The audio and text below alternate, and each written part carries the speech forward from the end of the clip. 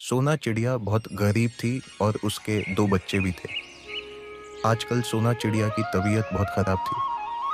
तबीयत ख़राब के चलते एक दिन वो अपने बच्चों से कहती है, बच्चों, मेरे जाने के बाद तुम दोनों अपना ख्याल रखना और पढ़ लिख के खूब नाम रोशन करना और अपने पिता के जैसे बिल्कुल भी बुरे काम मत करना।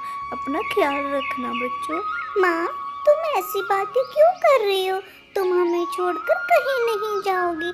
मैं भगवान जी से बोलूँगी, वो तुम्हें कुछ नहीं होने देंगे। बात करते करते सोना चिड़िया चल बसी और उसके दोनों बच्चे फूट-फूट रोने लगे।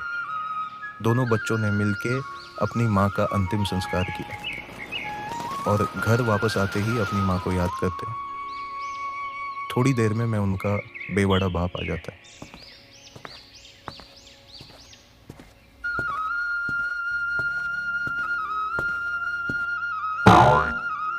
Oh no!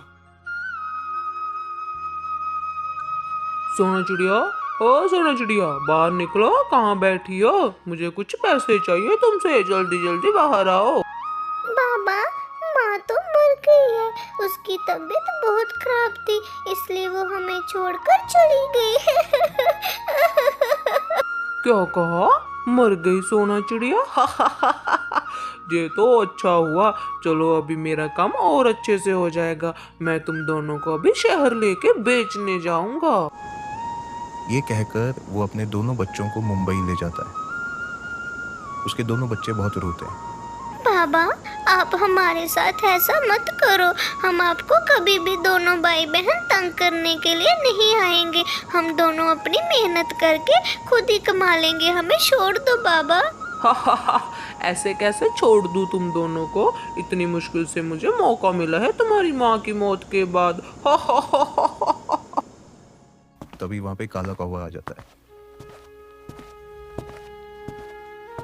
और भाई, क्या हाल चाल है? मैं तुम्हारा माल ले आया हूँ। सारा काम ये लोग अच्छे से ही करेंगे।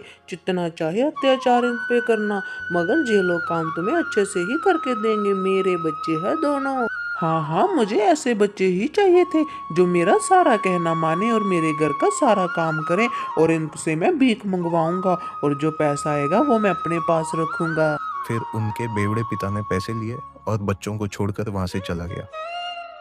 दोनों बच्चे कालू कौवा के सामने हाथ जोड़कर गिड़गिड़ाने लगे, मगर कौवा उनकी एक बात नहीं सुनता और एक कमरे में बंद कर देता। बच्चों की समझ में नहीं आ रहा था कि वो वहां से कैसे निकले। रात के अंधेरे में जब काला कौवा सो रहा था तो दोनों बच्चे वहां से भागते थे। सोना चिड़िया का बेटा भाग निकला, मगर छोटी बेटी पकड़ी जाती है। सोना चिड़िया का बेटा एक पेड़ के नीचे बैठ के बहुत रोता है।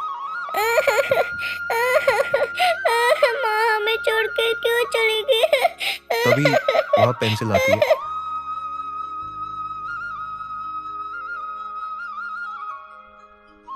वो पेंसिल को सारी बात बताता है।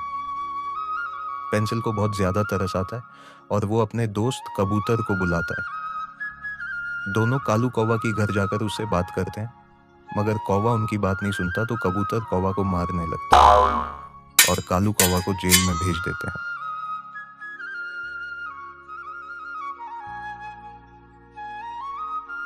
भाई बहन कबूतर का धन्यवाद करते हैं और खुशी खुशी अपने घर रहते हैं।